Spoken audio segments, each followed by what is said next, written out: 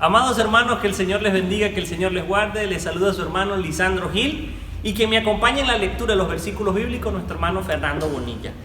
Estamos juntos una vez más a través de las redes sociales de nuestra iglesia, estudiando otra doctrina más, la que hoy corresponde doctrina número 13, conocida como la doctrina de la bienaventurada esperanza. Usted se preguntará, ¿qué es o cuál es la bienaventurada esperanza?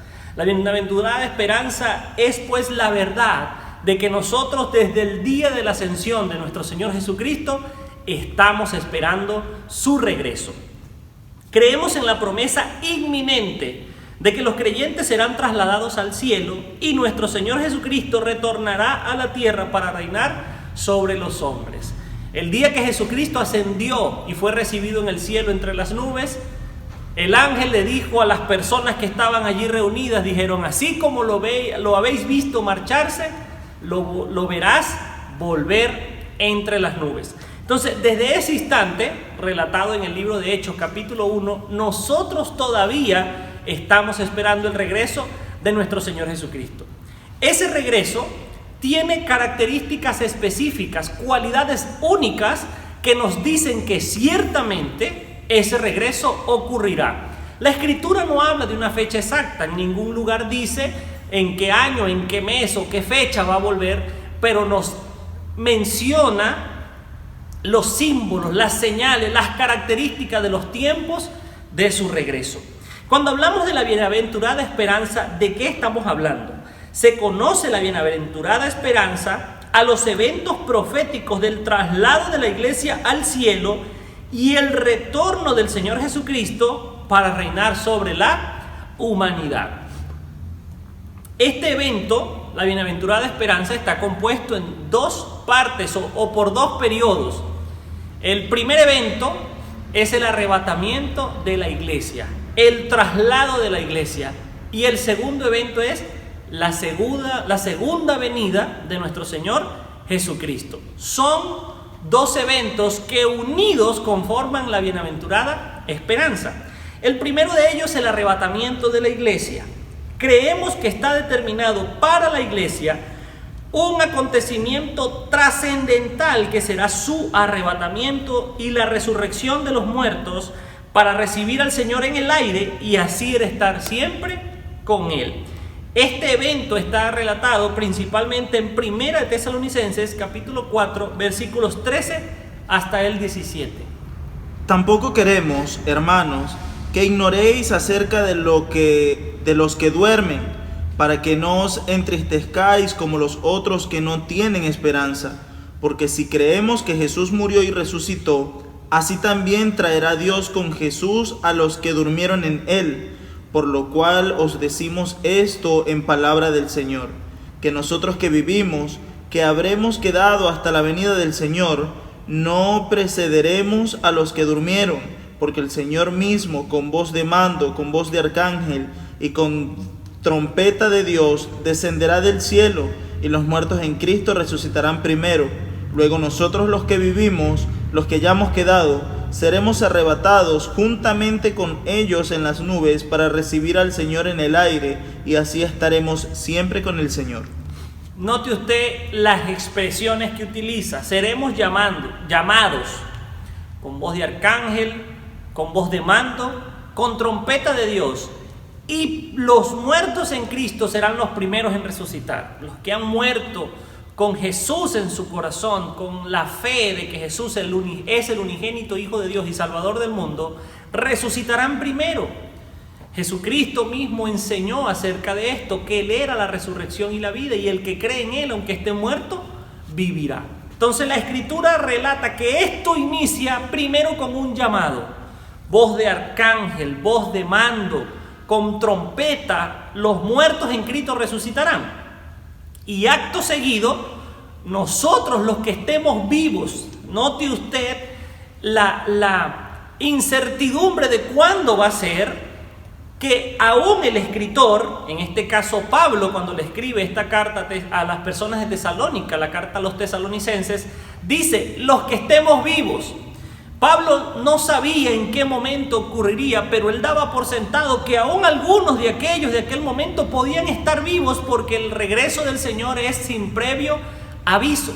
Entonces, ¿qué dice? Los que estemos vivos, los que hayamos quedado vivos para aquel momento, seremos arrebatados. Entonces, ¿qué es lo primero que ocurre? Somos llamados. Lo segundo, los muertos en Cristo se levantan. Tercero, los que estemos vivos somos arrebatados y transformados y nos encontramos con Él en el aire, para no separarnos de Él jamás. Y esto es el primer punto del arrebatamiento. No se trata de que Jesucristo viene a la tierra a llevarnos, no. Él viene y nosotros nos encontramos con Él en el aire. Por eso es imperativo que nosotros entendamos esta diferencia. El inicio de la bienaventurada esperanza es el arrebatamiento de la iglesia. En términos bíblicos que se describe este conocimiento, está la terminología usada en un sentido general y no en un sentido técnico, y describe tanto el traslado de la iglesia como el retorno de Cristo a la tierra. Entonces tenemos distintos términos que nos hablan del mismo evento, pero que cada uno se especifica o se acentúa en un detalle distinto. Por ejemplo, la parusia, término número 1, griego parousia, significa estar al lado de. Esto es un sinónimo de la palabra presencia, pero que no significa simplemente eso, sino el acto por el cual la presencia se hace realidad. Esto es por la venida del individuo. En nuestro caso, la parusia significa acto por el cual Cristo estará visiblemente presente en forma corporal junto a la iglesia. Entonces, ¿qué significa parousia? Parousia significa presencia, básicamente acto de presencia. En este preciso instante nosotros no podemos ver al Señor Jesucristo. Sabemos dónde está a la diestra del Padre, pero no lo vemos con nuestros ojos físicos. Pero la parousia habla de que Él estará presente, hará acto de presencia, nuestros ojos lo verán, estaremos con Él. Entonces, ¿qué nos dice a nosotros la parousia? Para poder entender a lo que hace referencia este término, vamos a estar leyendo 1 Tesalonicenses, capítulo 2, versículo 19. Porque, ¿cuál es nuestra esperanza, o gozo, o corona de que me gloríe? ¿No lo sois vosotros delante de nuestro Señor Jesucristo en su venida? Note usted, no lo sois vosotros delante del Señor Jesucristo en su venida. Está hablando específicamente de que sí, hay una venida, pero que en esa venida nosotros estamos delante de nuestro Señor Jesucristo. Capítulo 1 Tesalonicenses, pero ahora capítulo 5, versículo 23 menciona: Y el mismo Dios de paz os santifique por completo, y todo vuestro ser, espíritu, alma y cuerpo sea guardado irreprensible para la venida de nuestro Señor Jesucristo. Note usted, Pablo hace referencia a que nosotros debemos estar irreprensibles completamente. Espíritu, alma y cuerpo, listos y preparados para su venida, hablando de que es algo físico, algo real, que no es algo ilusorio, imaginario, sino que es algo real, algo que ocurrirá tal cual. Santiago capítulo 5, versículos 7 y 8 también nos mencionan acerca de la parousia. Por tanto, hermanos, tened paciencia hasta la venida del Señor. Mirad como el labrador espera el precioso fruto de la tierra, aguardando con paciencia hasta que reciba la lluvia temprana y la tardía. Tened también vosotros paciencia y afirmad vuestros corazones, porque la venida del Señor se acerca. Note usted cómo habla acerca de la venida del Señor. Menciona la venida del Señor y también menciona que en esa venida nosotros estaremos en su presencia. Pero como le menciono, esto de la segunda, de la bienaventurada esperanza, está compuesto de dos partes. La primera, el arrebatamiento, y la segunda es el retorno de Jesucristo a la tierra, y la expresión parousia también hace referencia a esto. Por ejemplo, hablando acerca del retorno de Cristo a la tierra, al planeta como tal, haciendo acto de presencia, aquí tenemos 1 Tesalonicenses capítulo 3, versículo 13. Para que sean afirmados vuestros corazones, irreprensibles en santidad delante de Dios nuestro Padre, en la venida de nuestro Señor Jesucristo con todos sus santos. Cuando nosotros leemos esta expresión, la venida del Señor Jesucristo, ya vamos comprendiendo que Él tiene que venir y nosotros encontrarnos con Él. Pero ahora, 1 Tesalonicenses capítulo 3, versículo 13, está hablando de que cuando Él venga literalmente a la tierra, Él viene acompañado de todos sus santos. En este caso, ¿quiénes son los santos?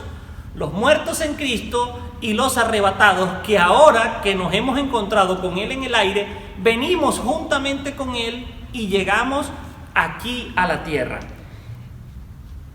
Mateo capítulo 24, versículos 37 al 39 también nos habla de esta venida del Señor. Mas como en los días de Noé, así será la venida del Hijo del Hombre, porque como en los días antes del diluvio estaban comiendo y bebiendo, casándose y dando en casamiento, hasta el día en que Noé entró en el arca, y no entendieron hasta que vino el diluvio y se los llevó a todos, así será también la venida del Hijo del Hombre. Note usted la referencia que hace, toma como referencia a Noé. Note usted, Dios advirtió a Noé que venía un diluvio y le pidió construir un arca. Noé predicó el evangelio o predicó la venida de este diluvio en aquel momento, aquel protoevangelio, y él empieza a decirle a las personas, ¿sabes qué? Viene un diluvio, viene un castigo de parte de Dios, y nadie le prestó atención. Por lo tanto, Dios llamó a Noé y a su familia, los introdujo en el arca, cerró el arca y llegó el diluvio. Entonces, cuando en Mateo 24 leemos acerca de la comparación, la similitud que existe entre la segunda venida del Señor y el arca de Noé, hace la misma referencia. Así como Dios antes del diluvio llamó a Noé y a su familia y los guardó en el arca para que cuando cayera el diluvio no se vieran ellos afectados, asimismo hará Dios con su iglesia. Dios tiene la misma naturaleza. Salvó a Noé del diluvio, salvó a Lot y a sus hijas del castigo a Sodoma y Gomorra. Asimismo, Él rescatará a su iglesia justo antes de que venga el juicio y la destrucción repentina sobre los habitantes de la tierra. Segunda de Pedro, capítulo 1, versículos 16 también menciona: Porque no os hemos dado a conocer el poder y la venida de nuestro Señor Jesucristo siguiendo fábulas artificiosas, sino como habiendo visto con nuestros propios ojos su majestad. Note usted lo que dice Pedro. No hemos hablado de esto a través de fábulas y cosas artificiosas, ilusorias, no. Estamos hablando de algo que hemos visto, que creemos y de lo cual estamos persuadidos. Por lo tanto, Pedro está diciendo, estamos hablando de algo que es real, que es verdad. El siguiente término que nos habla acerca de los eventos del final de los tiempos, la segunda venida, la bienaventurada esperanza, el arrebatamiento, es el término apocalipsis. ¿Qué significa apocalipsis? Es lo que nosotros entendemos en español por apocalipsis o revelación. El término griego se deriva de apo, que significa descubrir o quitar un velo, y kalupto, que es cubrir o velar. Con el prefijo anterior significa revelar, destapar, descubrir algo. Esta palabra hace énfasis en la futura manifestación de la gloria de Cristo, enfocando 1. La venida de Cristo en el aire por su iglesia, y 2. La segunda venida de Cristo. En la venida de Cristo por su iglesia tenemos como texto 1 de Pedro capítulo 1 versículos 7 al 9. Para que sometida a prueba vuestra fe, mucho más preciosa que el oro, el cual, aunque perecedero se prueba con fuego, sea hallada en alabanza, gloria y honra cuando sea manifestado Jesucristo, a quien amáis sin haberlo visto, en quien creyendo, aunque ahora no lo veáis, os alegráis con gozo inefable y glorioso, obteniendo el fin de vuestra fe, que es la salvación de vuestras almas. Note usted de lo que habla Pedro, de todo lo que es la preparación de la iglesia para nuestro encuentro con el Señor. Cuando nosotros hablamos de esta segunda venida del Señor, debemos notar los dos tonos que se utilizan. Uno es un tono de gozo, un tono de regocijo, un tono de encuentro, como familia que se une, como dos novios que se ven, tal cual. Él es nuestro esposo, la iglesia es su esposa. Por lo tanto, cuando la Biblia habla de este encuentro glorioso de Cristo con su iglesia, su cuerpo mismo, habla de un evento especial, de alegría, de gozo, de celebración, pero también utiliza el tono de cuando Jesucristo haga presencia física en la tierra. Ya se convierte en un tono distinto. El ambiente cambia en la descripción porque ahora se vuelve un ambiente de juicio, de castigo. Note usted, la segunda venida de Cristo, tenemos segunda de Tesalonicenses, capítulo 1, versículo 7. Y a vosotros que sois atribulados, daros reposo con nosotros, cuando se manifieste el Señor Jesús desde el cielo con los ángeles de su poder. Note usted, y vosotros los que sois atribulados. Entonces nosotros debemos entender que en aquel momento van a ocurrir cosas increíbles, cosas que nunca antes se han visto, pero que en medio de todo este proceso la misericordia de Dios está con aquellos que en Él esperan, aquellos que creen en su palabra y que esperan su venida. El tercer término que habla acerca de todo lo que es la bienaventurada esperanza es el término epifaneia, que nosotros conocemos en español como epifanía. ¿Qué significa epifaneia? Epifaneia es un término griego que se deriva de la raíz phanes, que significa traer a la luz, hacer brillar o manifestar, y la preposición epi, que da un significado de intensidad. Se usa para referirse al traslado de la iglesia en los pasajes. Por ejemplo, tenemos segunda de Timoteo, capítulo 4, versículo 8. Por lo demás, me está guardada la corona de justicia, la cual me dará el Señor, juez justo, en aquel día, y no solo a mí, sino también a todos los que aman su venida. Note usted, cuando dice la corona de la vida que está guardada para aquellos que esperan o que guardan su venida, su epifanía, su manifestación gloriosa. Entonces, estos tres términos, parousia, apocalipsis y epifanía, hablan acerca de esto, de que el Señor va a venir, que Él se va a manifestar, que para unos ese regreso va a ser de gozo porque lo estamos esperando, pero que también para otros va a ser de temor y de juicio porque serán castigados por no haber creído en Él. El énfasis dado a la verdad en el uso epifanía es asegurar de que Cristo realmente aparecerá, será visto, será manifestado, será algo visible. En tercer lugar, o ubicación del evento del traslado en el programa escatológico con respecto al traslado de la iglesia, existen tres teorías. El tercer punto habla de que este evento va a ocurrir, pero que sin embargo los hombres han desarrollado teorías acerca de cómo y cuándo. Note usted que la Escritura dice, ni el día ni la hora nadie lo sabrá, por lo tanto no podemos especular en el momento, pero la Escritura da señales acerca de en medio de los eventos escatológicos cuál va a ser el orden. No sabemos el día, no sabemos la hora, pero la Escritura nos muestra el orden más o menos en el que el Señor va a hacer las cosas. Tenemos la primera teoría, que es la teoría del traslado después de la tribulación.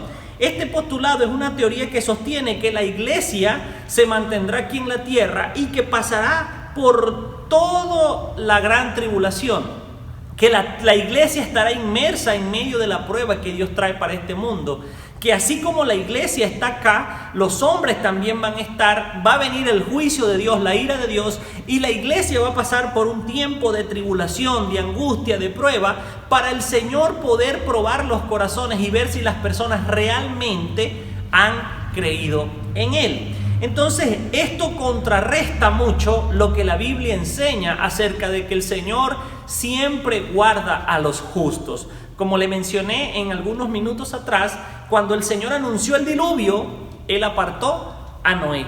Cuando iba a castigar a Sodoma y a Gomorra, libró a Lot y a sus hijas. Entonces, cuando el Señor nos habla de que viene un tiempo de juicio para la tierra, el corazón de Dios o la forma en que Él ha obrado con la humanidad desde el principio nos muestra que Él siempre procura tener cuidado y guardar a los justos que estén sobre la tierra. Teoría del traslado durante la tribulación. Postulado. Esta teoría sostiene que la iglesia será arrebatada al final de los primeros 3 años y medio de la gran tribulación.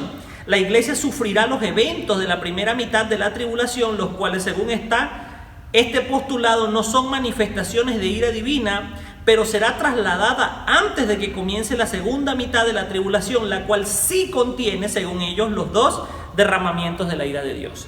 Cuando la Escritura habla acerca de la tribulación o de la gran tribulación, habla de que esta va a ocurrir en 2 periodos.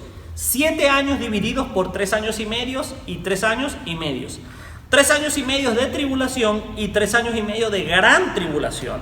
Los primeros 3 años y medio serán en cierta manera un poco soportables o sobrellevables para la humanidad, pero los segundos 3 años y medio serán devastadores. ¿Qué dice la posición de que la iglesia se irá en medio de la tribulación? Habla de que la iglesia verá los 3 primeros años y medio de esa tribulación inicial, pero que a mitad del camino, cuando va a estar a punto de subir el tono del castigo, en ese instante seremos arrebatados y librados del último momento del periodo de la tribulación. Y la tercera teoría es el traslado de la iglesia antes de la tribulación, y cabe destacar que es la posición que nosotros compartimos, que la iglesia será llevada antes de la tribulación. Este postulado dice, o esta teoría sostiene, que la iglesia, el cuerpo de Cristo en toda su extensión, será por resurrección y traslación removida antes de que comience cualquier parte de la gran tribulación o de la 70ª semana de Daniel, la semana 70 de Daniel, que está contenida dentro de las profecías de las 70 semanas en el libro de Daniel, donde especifica que la última semana es la semana del juicio, del castigo para la venida del Señor. ¿Qué otra cosa tenemos acá como bases de esta teoría? ¿Cuáles son las bases fundamentales que podemos utilizar para dar base que la iglesia se va a ir antes del arrebatamiento y no durante y no después? Está fundamentada en una interpretación literal de la Escritura. Nosotros interpretamos que la iglesia será librada de la hora de la prueba, del día de la ira del Señor, cuando interpretamos la Biblia literalmente, lo que ella dice sin ningún tipo de adorno o de especulación.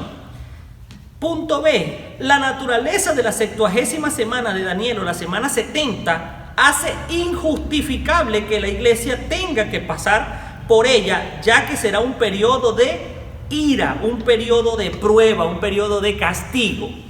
Note usted lo que dice Sofonías capítulo 1, versículo 15 al 18. Día de ira aquel día, día de angustia y de aprieto, día de alboroto y de asolamiento, día de tiniebla y de oscuridad, día de nublado y de entenebrecimiento, día de trompeta y de algazara sobre las ciudades fortificadas y sobre las altas torres. Atribularé a los hombres y andarán como ciegos, porque pecaron contra Jehová, y la sangre de ellos será derramada como polvo, y su carne como estiércol. Ni su plata ni su oro podrá librarlos en el día de la ira de Jehová, pues toda la tierra será consumida con el fuego de su celo, porque ciertamente destrucción apresurada hará de todos los habitantes de la tierra. Note usted lo que expresa la Escritura en el libro de Sofonías. Será un día oscuro, tenebroso, un día de derramamiento, de ira, de muerte, de juicio. Y la Escritura habla acerca de un momento de prueba para los hombres.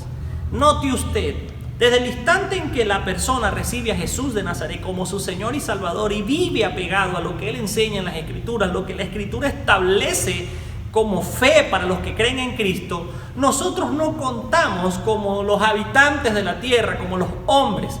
Ciertamente en este lugar habitamos, pero la misma Escritura dice que nosotros aquí somos peregrinos, estamos de tránsito, nuestra ciudadanía es celestial.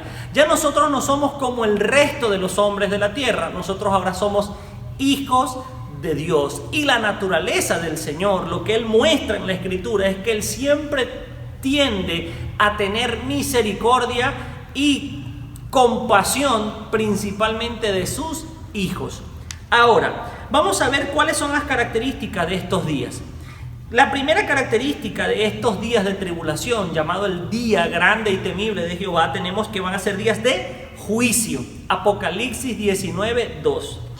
Porque sus juicios son verdaderos y justos, pues ha juzgado a la gran ramera que ha corrompido a la tierra con su fornicación y ha vengado la sangre de sus siervos de la mano de ella. Note usted, son días de juicio, porque su juicio es justo. Él viene a juzgar la tierra. ¿Y a quién viene a juzgar? A la gran ramera. ¿Y qué demandará de ella? Demandará de ella castigo por el derramamiento de la sangre de sus siervos. Note usted esto, el Señor no viene a juzgar a sus siervos, viene a juzgar a los que han dañado a sus hijos, a sus siervos aquí en la tierra. Lo segundo que el Señor trae en estos días son prueba, hora de prueba.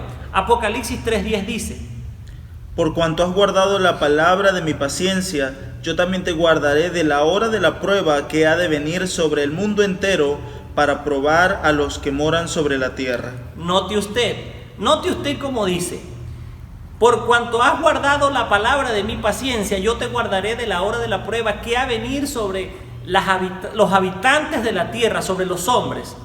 Ciertamente nosotros habitamos en este planeta, habitamos en el planeta Tierra y habitamos junto con las personas que no creen en Jesucristo, pero el Señor hace esa diferencia. Yo te guardaré porque has guardado mi palabra de la hora de la prueba que he de traer sobre los hombres, los habitantes de esta tierra. Entonces el Señor hace esa referencia que ciertamente Él va a traer juicio, va a traer prueba, va a traer castigo, pero que en medio de todo eso Él guardará a su pueblo, a su iglesia. El Señor ese día derramará toda la ira de su indignación. Leemos Isaías capítulo 34 versículos 1 al 3. Acercaos, naciones, juntaos para oír, y vosotros, pueblos, escuchad. Oiga la tierra y cuanto hay en ella, el mundo y todo lo que produce, porque Jehová está airado contra todas las naciones e indignado contra todo el ejército de ellas. Las destruirá y las entregará al matadero, y los muertos de ellas serán arrojados, y sus cadáveres se levantará hedor, y los montes se disolverán por la sangre de ellos. Note usted lo que dice, que el Señor está airado por todo lo que está ocurriendo y ha ocurrido en la tierra, y ese será el tiempo del derramamiento de su ira. El Señor está indignado con todo lo que la humanidad ha hecho para llevarle la contraria, para ofenderlo, para tomar por mentira su palabra e ignorar al Dios Todopoderoso. Y en esos días el Señor derramará esa ira que Él ha guardado durante tanto tiempo. Recordemos que la Escritura habla de que el Señor es amor, es perdonador, el Señor es paciente, Él tiene longanimidad, Él estira su paciencia a niveles incomprensibles para nosotros, con tal de poder perdonarnos, que nosotros tomemos la decisión de humillarnos ante Él y arrepentirnos. Pero el día del derramamiento de su ira está determinado, y más temprano que tarde llegará. Será un tiempo de castigo. Isaías 24 versículos 20 y 21 menciona: Temblará la tierra como un ebrio, y será removida como una choza, y se grabará sobre ella su pecado, y caerá, y nunca más se levantará. Acontecerá en aquel día que Jehová castigará al ejército de los cielos en lo alto, y a los reyes de la tierra sobre la tierra. Note usted, será un día de castigo, en el que el Señor castigará al ejército de los cielos en lo alto, hablando de los seres espirituales, Satanás y todos sus demonios. Y también hablando de los ejércitos de aquí de la tierra, aquellos ejércitos levantados aún por los mismos hombres para rebelarse en contra de Él, en contra de los pecadores. El Señor traerá castigo sobre todo aquel que merezca su castigo. Hora de angustia. Jeremías capítulo 30 versículo 7 habla de la angustia que sufrirá la humanidad en aquel momento. Ah, cuán grande es aquel día, tanto que no hay otro semejante a él. Tiempo de angustia para Jacob, pero de ella será librado. Note usted cuando dice tiempo de angustia para Jacob. Cuando habla de tiempo de angustia para Jacob, está hablando de Israel. Note usted que no menciona a la iglesia.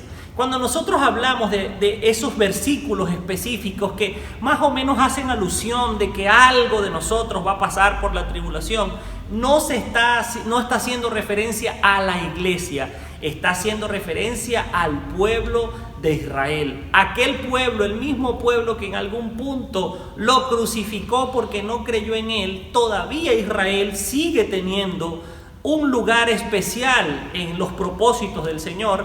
Por lo tanto, Él los hará pasar por tiempo de angustia, pero sin embargo los guardará de todo ese derramamiento de ira, porque Él tiene propósito aún con su pueblo. Y Jeremías los menciona al decir pueblo de Jacob o contra Jacob.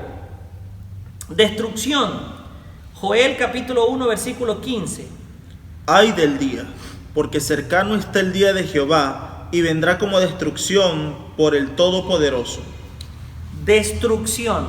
No serán tiempos de paz y tranquilidad. Lo que el Señor traerá será destrucción, porque será el tiempo en el que el Señor derramará el furor de su ira, de su molestia, de su indignación por todo lo que el mundo ha hecho. Por lo tanto, serán días bastante difíciles. Por último tenemos tinieblas, y vamos a ver una descripción bastante gráfica de cómo Sofonías muestra estos días oscuros, entenebrecidos, en Sofonías capítulo 1 versículos 14 al 18. Cercano está el día grande de Jehová, cercano y muy próximo. Es amarga la voz del día de Jehová, gritará allí el valiente. Día de ira, aquel día de angustia y de aprieto, día de alboroto y de asolamiento, día de tiniebla y de oscuridad, día de nublado y de entenebrecimiento, día de trompeta y de algazar. Leemos día de tinieblas en Sofonías capítulo 1 versículos 14 al 18. Ya va, gordo, pero es que ya leímos esta parte. Esta parte ya la leímos. Sofonías 1, pero leímos desde el 15. Aquí, mira, Sofonías 1, del 15 al 18. Nada más le estás agregando el 14. Ya. Entonces, déjame ver cómo hacemos acá. Ok. Ya leímos destrucción. En aquellos días, ya vamos a hacer una pausa para volver a iniciar, para que Sean, tú que estás viendo este video, por aquí más o menos vas a hacer el corte. Día de tinieblas. Ya leímos cuando empezamos la parte de las bases fundamentales de la teoría del arrebatamiento antes de la gran tribulación en Sofonías capítulo 1 versículos 15 al 18, lo que describe la escritura de cómo será este día de oscuro, de tenebroso, donde habrá tinieblas. Por lo tanto, nosotros debemos entender que no van a ser días hermosos, no van a ser días en el que usted va a tener el mismo gozo y la misma libertad que tiene ahora. Van a ser días fuertes. Piense usted en que si actualmente vivimos crisis humanas, pandemias, guerras, y es difícil, siendo hombres contra hombres, imagínese cuando sea Dios en contra de los hombres por todo el pecado. Entonces, ¿qué debemos tener nosotros por seguridad? Que el Señor guardará a aquellos que en Él esperan.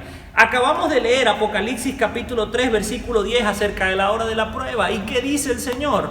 Por cuanto has guardado la palabra de mi paciencia, yo te guardaré de la hora de la prueba que ha de venir sobre este mundo, sobre los habitantes de la tierra.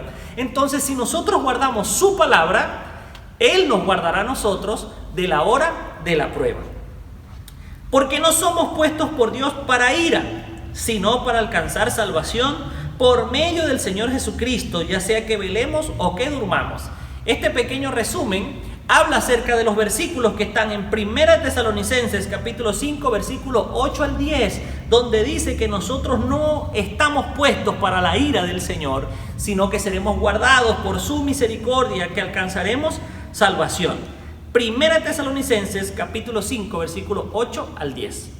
Pero nosotros, que somos del día, seamos sobrios, habiéndonos vestido con la coraza de fe y de amor, y con la esperanza de salvación como yelmo, porque no nos ha puesto Dios para ira, sino para alcanzar salvación por medio de nuestro Señor Jesucristo, quien murió por nosotros, para que ya sea que velemos o que durmamos, vivamos juntamente con Él. Note usted, el Señor no nos ha puesto para la ira, sino para salvación. Así, ¿qué es lo que nosotros debemos hacer? Creer en Él y esperar en Él. Cuarto punto, la iglesia será trasladada antes de la gran tribulación porque los propósitos de esta no se relacionan a la iglesia. Dichos propósitos son probar a los moradores de la tierra. La palabra morar en este versículo es una traducción original de koitoteico, que significa plenitud de moradas en sí o permanencia en sí. Por lo tanto, el juicio está determinado sobre aquellos que se han establecido sobre la tierra como su verdadero hogar, identificándose a sí mismo con su comercio, religión. La palabra probar, que en el original es pereisai, se define como infligir males sobre unos para probar su carácter y la constancia de su fe. Estas dos consideraciones nos permiten entender que la iglesia no estará presente, porque ella está consciente de que su ciudadanía no es terrenal, sino celestial, que tiene su morada en el cielo, que su corazón está puesto en las cosas de arriba y no en lo de la tierra, y que por ser perfecta en Cristo Jesús no necesita ser probada para comprobar si su fe es genuina. El otro gran propósito de la tribulación es preparar a la nación de Israel para recibir a su Mesías, convirtiendo mediante la predicación a una gran multitud de estos judíos que entrarán en las bendiciones del reino, experimentando el cumplimiento de todos los pactos hechos con esta nación. Cuando hablamos de este propósito, de que muchos sean convertidos en aquel momento a través de la predicación, leemos Malaquías capítulo 4, versículo 6. Él hará volver el corazón de los padres hacia los hijos, y el corazón de los hijos hacia los padres, no sea que yo venga y hiera la tierra con maldición. Esta palabra hace referencia a que el Señor trae momentos para Él poner las cosas en orden, para volver el corazón de Israel a Dios. Note usted que la relación de Israel con Dios desde los tiempos de Abraham están establecidos de Israel como su pueblo, y Dios tiene promesas y una relación con Israel. Pero en el caso de nosotros, la iglesia, somos sus hijos, ya estamos con Él, y en aquellos días Israel va a ser movida, va a ser conmovida para que vuelva su corazón a su Creador. Y Jeremías capítulo 30, versículos 7 al 9 menciona: cuán grande es aquel día, tanto que no hay otro semejante a él, tiempo de angustia para Jacob, pero de ella será librado. En aquel día, dice Jehová de los ejércitos, yo quebraré su yugo de tu cuello y romperé tus coyundas, y extranjeros no lo volverán más a poner en servidumbre, sino que servirán a Jehová su Dios y a David su rey, a quien yo les levantaré. Note usted lo que habla acerca de Jacob, acerca de Israel, acerca de su pueblo. Nosotros al ver la historia de Israel hemos visto que Israel ha sido una nación pequeña y que desde los inicios de la historia de la humanidad ha sido sometida distintas veces bajo distintos imperios: asirios, medos, persas, babilonios, griegos, romanos. Siempre ha estado oprimida por otras naciones. Pero sin embargo Dios dice que quitará ese yugo y no les dejará estar bajo yugo de hombre jamás, sino que servirán entonces pues al hombre que Dios pondrá allí, al Dios que estará allí para gobernarlos. En este caso sería el Señor Jesucristo. En conclusión, podemos decir que la iglesia no entrará en la gran tribulación de acuerdo a este punto, porque ya es un pueblo preparado por su relación con Cristo, en quien tiene su relación por la fe. ¿Cuándo será el traslado? En este punto ponemos de manifiesto la doctrina de la inminencia, la cual dice que la iglesia fue llamada a vivir esperando el regreso inmediato del Señor Jesucristo, sin previa manifestación, sin previo aviso o sin señal alguna. Hay un grupo de señales generales mundiales, pero no es que el Señor va a avisar media hora antes, una hora antes, sino que el instante de su regreso nadie lo esperará. Dos citas bíblicas tenemos acerca de esto.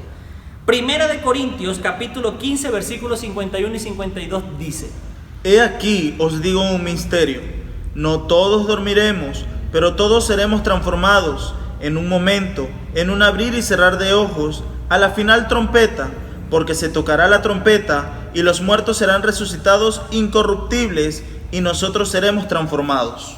Note usted, habla de que sonará una trompeta y todo iniciará. Los muertos resucitarán, los que estemos vivos seremos transformados y nos encontraremos con nuestro Señor. Y para finalizar esta clase en esta oportunidad, terminamos con Filipenses capítulo 3, versículo 20. Mas nuestra ciudadanía está en los cielos, de donde también esperamos al Salvador, al Señor Jesucristo.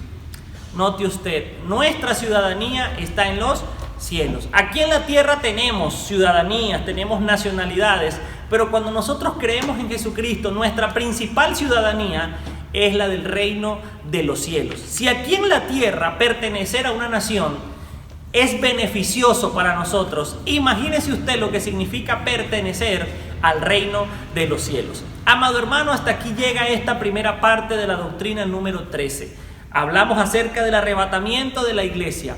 Para la segunda parte vamos a ir un poco más allá acerca del evento de la segunda venida. ¿Cuáles son las consecuencias? ¿Qué es lo que Dios va a hacer en ese regreso a la tierra antes de pasar a la siguiente doctrina, que es el establecimiento del reino de los 1000 años? Así que si tiene alguna pregunta, como siempre les mencionamos, no tenga temor, no tenga vergüenza, escríbala allí, intente ponerse en contacto con nosotros, que con todo gusto estaremos respondiendo. Que el Señor les bendiga y que el Señor les guarde.